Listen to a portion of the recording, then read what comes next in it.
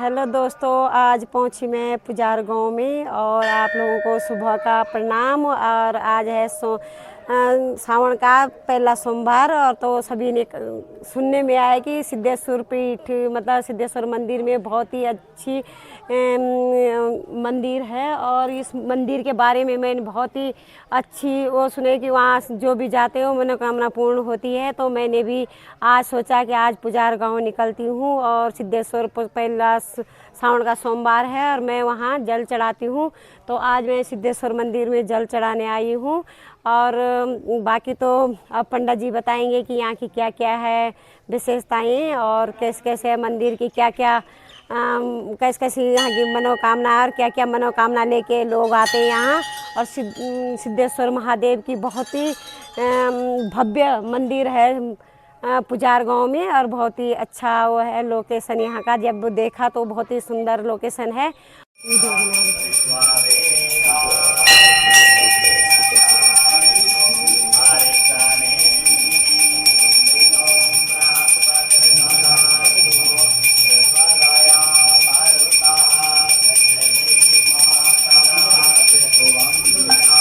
आइए अंदर, अब पंडित जी से यहाँ के बारे में पूछूंगी कि पंडित जी यहाँ की जो विशेषता है पंडित मंदिर की सिद्धेश्वर की, बहुत ही ज़्यादा तारीफ सुनी मैंने यहाँ की। तो मेरे मन में भी आज आया कि आज पहला सोमवार है सावन का, तो मैं सिद्धेश्वर मंदिर जाऊँ और जो भी मेरी मनोकामना है और या किसी की मनोकामना है वो पूर्ण हो जाए। इसीलिए मैं सिद्धेश्वर मंदिर में आज जल चढ़ाने आई हूँ पुजार गांव में। तो आगे मैं पंडित जी से पूछूंगी। पंडित जी, हरि ओम। सर्वप्रथम आप लोगों का आगे आ जाना थोड़ा। हाँ, अरे आप लोगों का बहुत बहुत धन्यवाद। आप सिद्धेश्वर महादेव के प्रांगण में आए हैं।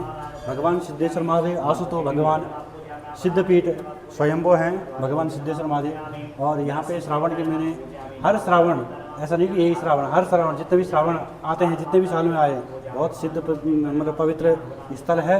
यहाँ पे आज तक भगवान सिद्धेश्वर महादेव के जो भी हैं मतलब पंडित जी के अलावा आज तक मंदिर में कोई आगे प्रवेश नहीं करता है। खाली पंडित जी ही आप लोगों का जो भी दान दक्षिणा जो भी रहता है वो सब पंडित जी द्वारा चढ़ाया जाता है, गंगा अभिषेक कराया जाता है। और यहाँ पे एक भव्य मेला होता है। अभी कभी आप आओगे दिसंबर के महीने में तो सिद्धेश्वर महादेव का देवलंक मेला होता है, उसमें आप आइए कभी। और तीनों गाँव की इसमें गंवाना पुजार गाँव धर्माली कि जो भी हम लोगों की जो संगल है वहाँ एक विशेष रूप में उस मेले को मनाया जाता है। तीनों गांव के एक साथ करके ढोल वादन को लेकर के हम लोग पेड़ को ले जाने जाते हैं। जो सामने पे आप दिखाएंगे हम आप लोगों को, एक चीड़ का पेड़ है, उसमें भगवान शिव और पार्वती का मिलन होता है, उसमें विवाह होता है, ठीक है।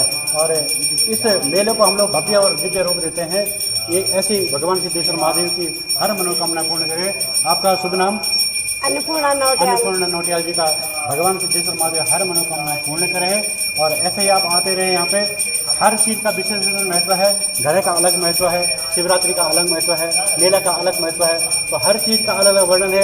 ज़्यादा न कहते हुए बोल सिद्धेश्वर भगवान की जय। और इसके जो मेन जो पुजारी हैं वो हैं दो परिवार हैं। पहला है भट्टबंधु और सेकंड है जो हमारे साथ है सेमवाल बंधु, ठीक है। तो ये दो पुजारी हैं यहाँ के, ठीक है।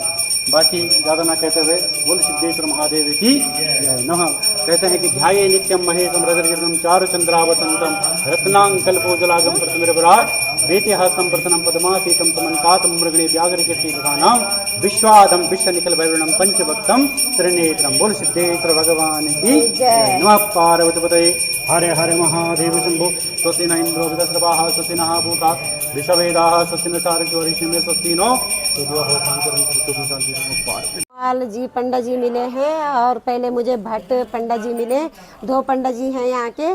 तो इनसे भी मैं पूछती हूँ कि यहाँ जैसे कि दिलंक और शिवरात्रि में ये मिट्टी के घड़े लाए जाते हैं, तो इसका क्या उद्देश्य है और क्यों लाए जाते हैं और क्या क्या इनका मनोकामना क्या होती है इससे।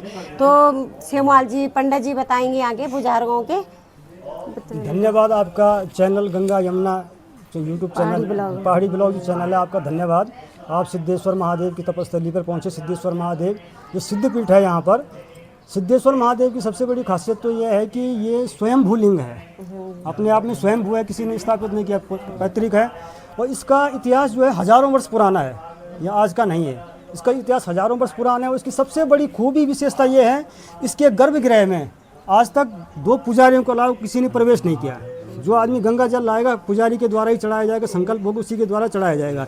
इसकी खासियत यह है कि यहाँ पर महाशिवरात्रि का बहुत बड़ा पर्व होता है, जिसमें कि बाहर से पूरे उत्तरकाशी क्षेत्र से लोग यहाँ पर आते हैं, रात को खड़े रहते हैं, दीवारे रहते हैं अपनी मनोकामना पूर्ण के लिए। और सबसे बड़ी मनोकामना पूर्ण के लिए आते हैं लोग पुत्र प्राप्ति के लिए, संतान प्राप्ति के लिए।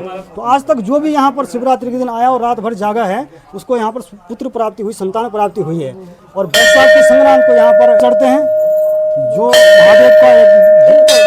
महादेव का जो यहाँ पर रिवाज है, यहाँ पर मिट्टी के घड़े चढ़ते हैं बैसाखी संक्रांत को, और श्रावण की संक्रांत को उतर जाते हैं। उस दिन भगवान शंकर जी पाताल लोक चले जाते हैं। और शिवलिंग पे आपने देखा होगा कि टॉप चढ़ा हुआ है, शिवलिंग में चांदी का टॉप चढ़ा हुआ है, शिवलिंग दिख नहीं रहा है, 1 महीने तक ढका रहेगा जब तक पाताल लोक में भगवान शिव हैं। उसके तत्पश्चात यहाँ पर जो है शिव मंदिर के उससे भगवान सिद्धेश्वर की मनोकामना से मंगशीर के महीने में देवलंक मेला होता है, जो पूरी धनारी पट्टी का एक बहुत बड़ा खास और भव्य मेला है, जिसका यहाँ पर आयोजन किया जाता है। इसमें पूरी धनारी पट्टी के डुंडा बिलोक उत्तरकाशी जिले के बहुत सारे लोग आते हैं, कम से कम 10-20 हज़ार आदमियों की भीड़ हो जाती है। और ये देवलंक का मेला हमारा यहाँ पर लगता है। ये हमारा पेड़ है, मैं आपको दिखाता हूँ। ये पेड़ देखें आप, ये पेड़ को हम जंगल से काट के लाते हैं। और इस पेड़ की सबसे बड़ी खासियत ये है कि ऊपर जंगल में काटा जाता है।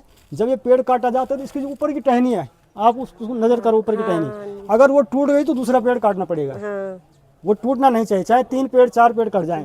तो ये पेड़ वहाँ पर ऊपर जंगल में कटता है। वहाँ से अगली सुबह को सारे ग्रामीण 3-4 गाँव के ग्रामीण इसको यहाँ पर लाते हैं और यहाँ पर देवलंक का मेला होता है। इसके साथ एक छोटा पेड़ भी लाया जाता है, वो यहाँ पर लगाया जाता है। 2 पेड़ लाया, एक छोटा लगाया जाता है और एक बड़ा पेड़ लगाया जाता है। और इस प्रकार देवलंक का बहुत भव्य आयोजन यहाँ पर होता है। उसमें रंगारंग प्रोग्राम, सांस्कृतिक प्रोग्राम, सभी प्रकार के कार्यक्रम यहाँ पर आयोजित किए जाते हैं देवलंक मेले में। धन्यवाद आपका। धन्यवाद पंडित जी। आपने जो यहाँ सबसे पहले बात यह है कि सबसे बड़ी बात यह है कि जैसे संतान प्राप्ति के लिए काफ़ी लोग परेशान रहते हैं, तो यूट्यूब चैनल के माध्यम से मैं ये भी बोलना चाह रही हूँ, क्योंकि जिनकी संतान जैसे कि कोई लड़के की मनोकामना करते, कोई ऐसे करते कि बच्चे हाँ पुत्र प्राप्ति के लिए करते, कोई किसी की संतान मतलब लड़की भी नहीं लड़का भी नहीं, तो उसके लिए यहाँ शिवरात्रि के दिन रात्रि जागरण किया जाता है। तो ये भी बहुत अच्छी बात है। सिद्धेश्वर महादेव सबकी मनोकामना पूर्ण करते हैं। सबसे मुख्य बात तो ये है कि जो संतान प्राप्ति वाला है वो भी मनोकामना पूर्ण होती है। उसके बाद तो अन्य चीज़ें हैं, लेकिन जो संतान प्राप्ति का है तो वो सबसे बड़ी बात है कि जो सिद्धेश्वर महादेव जी हैं तो संतान प्राप्ति भी की मनोकामना पूर्ण करते हैं। और सभी यूट्यूब चैनल के माध्यम से मैं कहना चाह रही हूँ, क्योंकि जो ये चीज़ें हैं उसमें सिद्धेश्वर महादेव या कोई इस पे रात्रि जागरण के लिए जरूर पहुँचे, जिनकी जैसे पुत्र प्राप्ति के लिए कोई भी मनोकामना है तो जरूर यहाँ पुजार गांव में सिद्धेश्वर महादेव मंदिर है, इसमें जरूर आएँ और अपनी मनोकामना पूर्ण करें। और धन्यवाद पंडित जी आपका।